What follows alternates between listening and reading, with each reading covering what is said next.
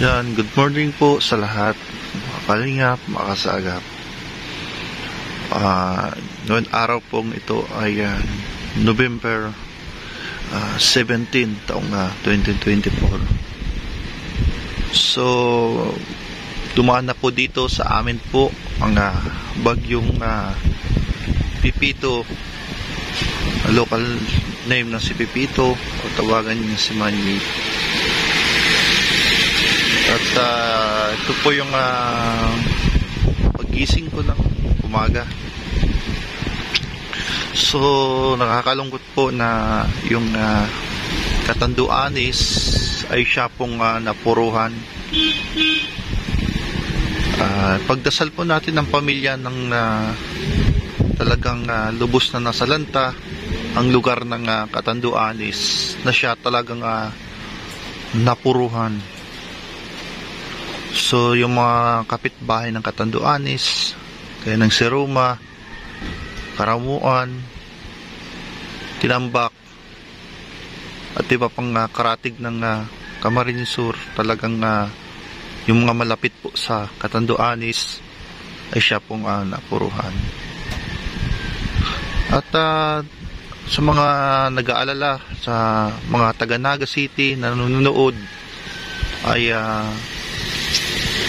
papasalamat po kami sa Panginoong Diyos dahil ligtas po tayo, ligtas po ang Naga, kasi po actually po talaga ito talaga yung target, ito talaga yung pinaka-target ni Pipito, itong Naga City. Ngunit nagbago po yung direksyon, at miracles it happen, kumbaga may pagbabago. Yan po yung sitwasyon po sa amin, no? At may kunting pang hangin, kunting ulan. Kagabi talagang super talagang buhos ng ulan.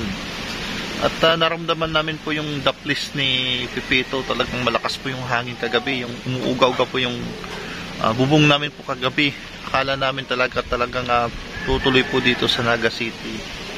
So yung Catanduanes po ang masyado pong napuruhan. So ipagdasal po natin yung mga kamag-anak o pamilya na nadaanan doon po sa Catanduanes na siya talagang tinarget nitong super typhoon Pipito. So salamat sa Diyos, kami po ay ligtas at inilihis po kami itong bagyong Pipito. At sana naman itong bagyong Pipito ay tuluyan na pong malusaw at wag nang tumama pa sa ibang kalupaan, wag nang daanan ang kung ano man dadaanan ni Pipito, wag na po matuloy. So nagtatanong, ano lang po kami dito, parang munti ka na, kumbaga sa muntikan ka ng mabangga. Daplis lang kami.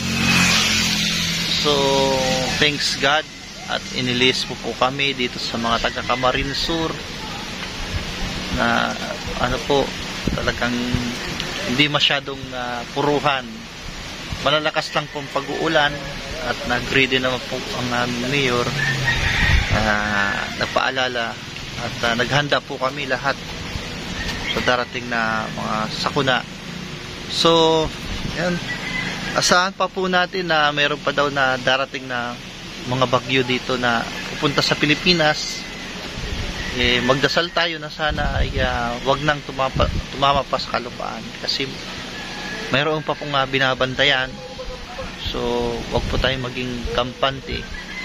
So talagang pray lang na wag nang dumaan dito, at kahit saan pong kalupaan, basta sa dagat na lang.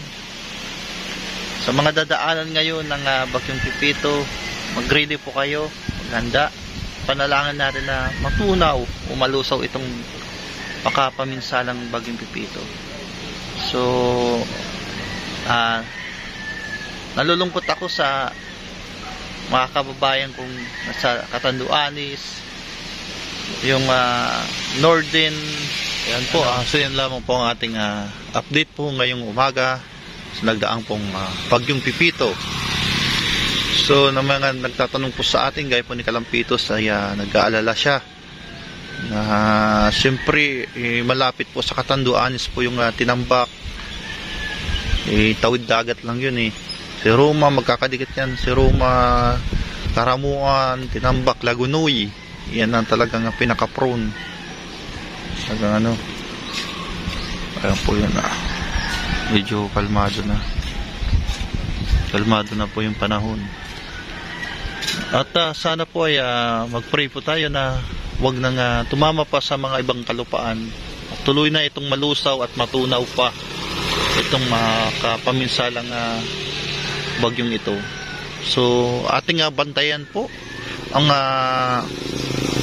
ugaliin po natin mag-monitor kasi po hindi po itong last na bagyo sinasabing wala na susunod pa. Mayroon pa po at mayroon pa pong mga susunod na bagyo.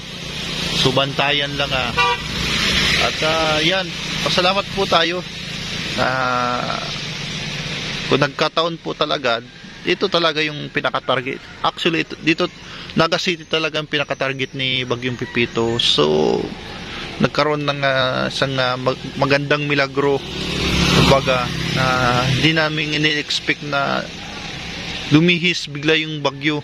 Sabi nga ng iba, mag-andam, ibig sabihin mag-ready lang tayo, maghanda lang tayo, walang masama naman maghanda. Kasi po, alam nyo po kasi ang itong bagyong ito, pabago-bago po ng ang tinatahak. Merong tao na kampante dahil hindi daw dadaan. Sila pala yung mapupuruhan. Kaya ugalian po natin maghanda. Maraming salamat po sa inyong lahat. Mag-iingat po tayong lahat. And God bless you all. Hanggang sa masusunod po natin mga update. Maraming salamat po.